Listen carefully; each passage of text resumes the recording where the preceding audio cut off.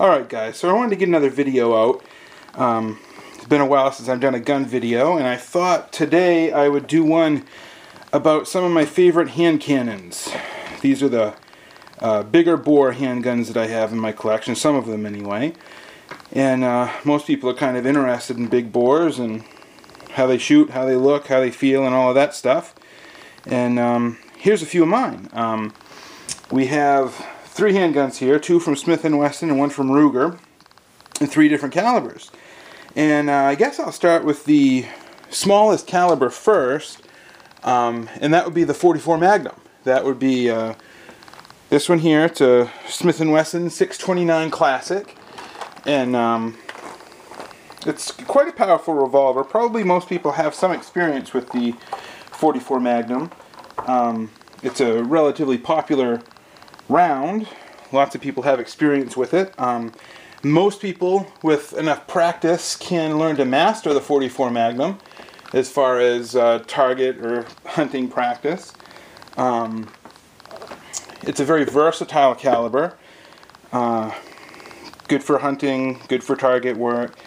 Usually they run from about a 180 grain bullet up to, I believe 340 is the heaviest I've heard of for a .44 Magnum, and those usually go anywhere from 1100 feet per second up to 1500 feet per second. Very popular round. I tend to favor Smith & Wesson handguns personally. This is the size cartridge that the .44 Magnum shoots. Lay it down so you can get a shot of it. That's a 240 grain lead wad cutter bullet. Semi-wad cutter, I should say. This particular gun here has the 6.5 inch barrel, full underlugged. All these guns have been safety checked before the video started. Holds 6 rounds. Standard Smith & Wesson. This is the -6 version. So there's the .44 Magnum. The second one I wanted to talk about was the .454 Casull, and that would be this one on top here, the Ruger Super Redhawk. This is one that was finished in the Target Gray, I believe is what the finish is. It's a stainless steel revolver, but the finish on it is, I guess, a gray coating that they put on for hunting to aid in, so that the gun doesn't shine or glinter in the sun or what have you. This revolver, as you can see side by side, is bigger than the 629 Classic. Has the unfluted cylinder that adds a little bit of weight, and as you'll notice, the frame has an extension on it. It comes out probably 2 or 2.5 inches onto the barrel, and that adds some strength, and it also gives a good place to frame mount a scope if you wanted to mount a handgun scope on this gun. This gun is probably 6 or 8 ounces heavier than the Smith. I find that the trigger pull is not quite as good as a Smith & Wesson. Lockup is not quite as tight as a Smith & Wesson, but everything that you read and see and hear, the Ruger Super Redhawk is just bull strong and lasts pretty much forever. This also is a 6 shooter. I put the hammer extension on.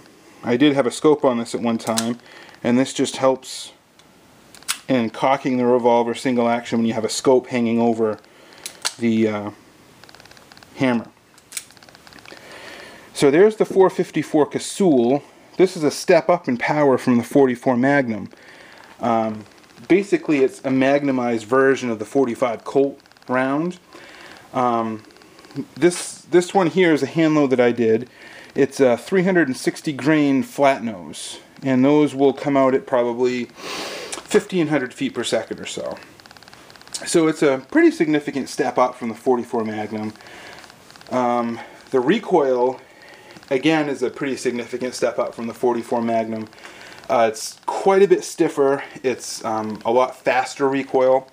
It seems to really twist and torque the wrist a lot more than the .44 Magnum. So definitely start with a .44 Magnum if you're not used to big bore handguns, and work your way up to the .454. One thing about the .454 Casull that makes it a very versatile revolver is that you can also shoot 45 Colt cartridges out of this gun. And that would be akin to shooting a 44 Special out of a 44 Magnum. Very, very light recoil in such a big handgun as this. Again, it makes a big 45 caliber hole, but it's a much slower velocity cartridge. And finally, that brings us to the biggest of the big bore handguns, and that would be the 500 Smith & Wesson. This is a gigantic handgun, and I'll tell you what, this thing really, really recoils. I'm relatively experienced with shooting big bores, having shot the 44 Magnum for years and the 454 Casull. And the 500, excuse me, can be learned. It takes a lot of concentration and a lot of practice, but you can learn to shoot the 500 Magnum accurately, consistently. I've shot as many as 50 or 60 rounds at one sitting before with the 500. You seem to get used to it. It has a nice recoil absorbing grip on it. It's a neoprene grip. This gun also has the muzzle brake up front, which reduces recoil, muzzle flip, so it doesn't flip up quite as badly because of the six recoil reducing ports in the front. Very, very heavy revolver. This one has a 5-round capacity, and as you can see, the cylinder is just massive compared to even the 44 Magnum or the 454 Casull. Just a really, really big handgun, almost cartoon-like. The frame is just massive. It's just long and gigantic. The top strap is ridiculous. This one has really a regular Smith trigger pull, very smooth double action, very light single action. You can mount a scope on this gun. You just remove the rear sight. I have not chosen to do that.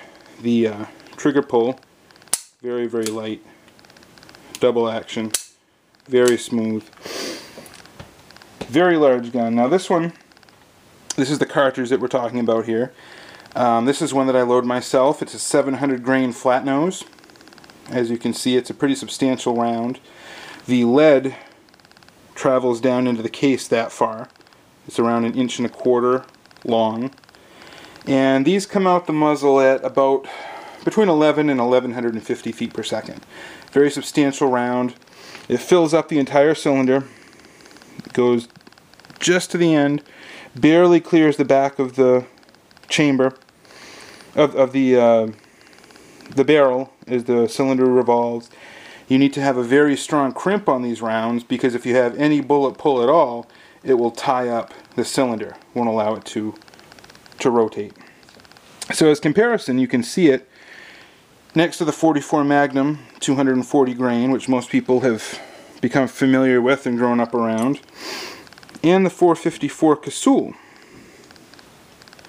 Really dwarfs those two rounds, both in power and in recoil. You can of course load the 500 Magnum down and make it a little more, little easier to shoot, a little more enjoyable to shoot. Now, some people love recoil. I don't mind recoil, and these rounds do have a fair amount of that. But just as a comparison, here are 3 gigantic hand cannons, I suppose. Smith & Wesson and Ruger. And I'll probably come out and we'll probably do some single reviews, close-up reviews of these guns. I haven't done a review of this one. I don't believe I've done a review of the 500 Magnum yet.